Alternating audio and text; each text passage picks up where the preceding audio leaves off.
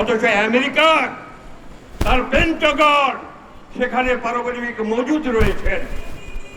আপনার যদি হারাম থাকে তাহলে রাশিয়াকে আপনি অ্যাটাক করুন, আপনার যদি হারাম থাকে নর্থ কোরিয়াকে আপনি অ্যাটাক করুন, দেখে আপনি কত পারেন।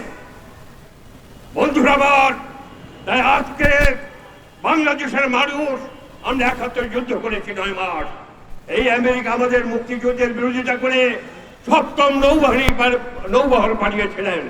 সেই দিন সোভিয়েত ইউনিয়ন হুঙ্কার দিয়ে বলেছিল, তুমি যদি বাংলাদেশের মুক্তিযুদ্ধের বিরুদ্ধে অবস্থান নাও, তুমি ৭ম নৌবহর পাঠিয়েছ, আমিও ৮ম নৌবহর পাঠাবো, দেখি কে লড়ে আর কে জিতে।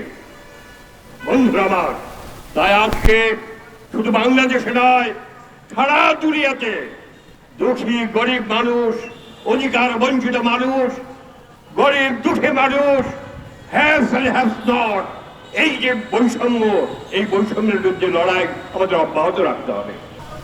আসলে ধর্মের কাহিনী, পুঁজিবাদ এমন এক ব্যবস্থা, সেখানে জাত পাত লিঙ্গ কিছু পেতে না, যেখানে মুনাফা আছে সেখানেই পুঁজিবাদ আছে।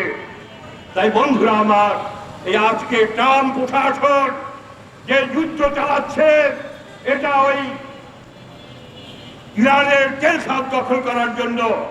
আজকে দেখেন ভেনিজুয়েলার একজন নির্বাচিত রাষ্ট্রপতি, তাকে গুন্ডার মতো গিয়ে তাকে হাইজ্যাক করে নিয়ে আসলো।